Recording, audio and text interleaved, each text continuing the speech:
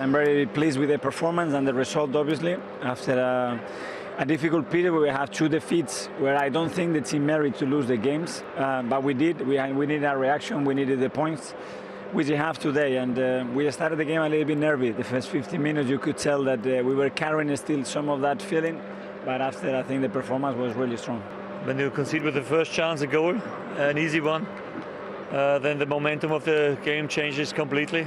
The signs before the game haven't been the best with all the injuries we had and also suspended players, so we had to change a few things, and yeah, the automatism are not so there. Also in the set pieces is also not surprising.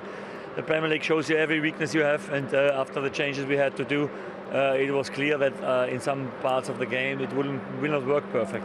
3 games in a row now, you've scored in a good vein of form. Your celebration maybe suggested that headers aren't a regular source of goals for you, though. No, it isn't. So I think it's the first one, you know. Different feeling, but nice to score with the header as well. No Aubameyang today. Can you tell me why? Because he had a disciplinary breach, and that applies to everybody. That's a non-negotiable, and when that happens, he's out of the team. Are you going to expand on what the breach was? No. And because I just think some Arsenal fans might be wondering what it is that he's done, that's all. Are they ever going to find out? But whatever happens in the dressing room, I'm sorry, I cannot share. I can share it, and I'm telling you the reason. I'm not going to lie, it was that, and this is where I stand. OK, we'll come to Aubameyang shortly. But Martin, impressive win eventually for Arsenal. Took a bit of time to get going, and perhaps a slightly flattering result. But the first goal was a thing of beauty. Oh, it was. But it was a difficult 20 minutes. And Arteta really, having lost the last 2 matches away from home, he knew the high press was going to come. He stuck to his philosophy. And at the beginning, I was a bit worried that it wasn't really working. You see here, they give the ball away. Southampton, brilliant at pressing. Didn't really punish Arsenal when they needed to. It just wasn't happening. Didn't have the options on the ball. Forced back on occasions and just left kicking it long. But they stuck to their philosophy, and the goal is a thing of beauty. It starts here. We've moved it on 3 or 4 passes, but look at the triangles, the shapes. And Southampton quite don't make the press. They keep missing.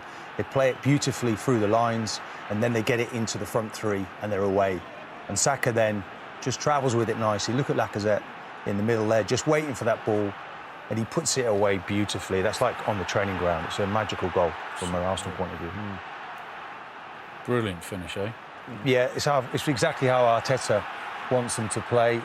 So everybody been really pleasing to see. Play, I imagine.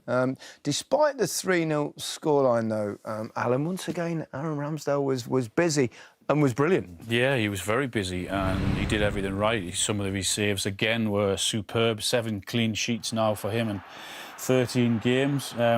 He was used a bit more often than Arteta would have liked, but that's a good save down to his right-hand side. Good, commanding, come for the ball, take the pressure off his defenders. But what about that for a pass? Brilliant. Brilliant. I mean, that is incredible. We know he's capable of doing that. We've seen that a few times this season, Martin.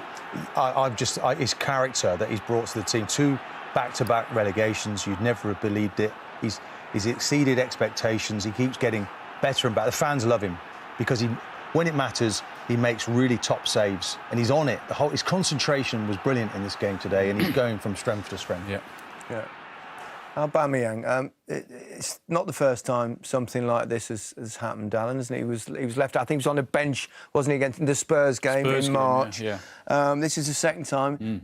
We don't know quite what the reasons are, but disciplinary action again for the club captain. That's an issue, isn't it? It's unacceptable, yeah. For the second time, for it to happen once, not very good, but for it to happen again, and for his manager have to come out and criticise him as the way he did and tell everyone that, again, he's had to leave him out for those reasons. No, it's not good. And I think as an Arsenal man, it's worrying that, isn't it? Well, the captaincy's in question now. You can't keep being late or disappearing on trips abroad and not coming back on time. Your team needs you, and he's not there when he needed him most. So, yeah, I expect that to change now. When you get different goal scorers, I love Martinelli as well. I think he gives them something completely different. So to go with Saka and Smith Rowe and Ødegaard on the score sheet, I think that's 3 on the bounce for him. If he can sort the midfield out, the balance there, I think Arsenal are going to be on to a good season. The only question is top 4 doesn't look realistic. So it feels like 5th for a club like Arsenal is the best they can do right now. Would that be a good season, finishing 5th for Arsenal? Yes, I think it would, and possibly a run in a cup competition. But this is a season of progress for Arsenal. I think it's going to be a process. A young, Owen mentioned the back four there and the goalkeeper. They're all 23 years old. If they can keep that unit together for a year or two, it could be really strong. And when you play together on a regular basis, you only get better. So I think it's good times for Arsenal going forward. The Arsenal fans have something to be happy about, which is good. What about Southampton? 10 points worse off than they were at this stage last season. What is it that's not quite clicking for this side? Because we have seen them in the past perform brilliantly and they've always been really good to watch. But this season, they're not getting the points. No, I think personnel-wise, I don't think they're one of the best teams in the division. I like Ralph Hasenhüttl. I think he's a good manager, positive. He's aggressive, goes after everyone. They press, tries to get a hold of the ball. I think losing Danny Ings was a big blow. Goalkeeper, they had some injuries there. So I think it's a big blow. You think about the top of the pitch and in goal, having issues there. Goal scoring, I think, has been an issue for Ralph this season. But I think the manager is probably their biggest asset there. And I think the club need to back him, maybe get 1 or 2 in the window to help through a difficult period. Yeah, I think Southampton fans are a bit concerned they could well get dragged into that relegation picture. Yeah, possibly. I mean, I did worry for Southampton at the start of this season. I mean, last season they started like a house on fire and slowly declined throughout the season. So that start of 10 points behind, it's a little bit skewed.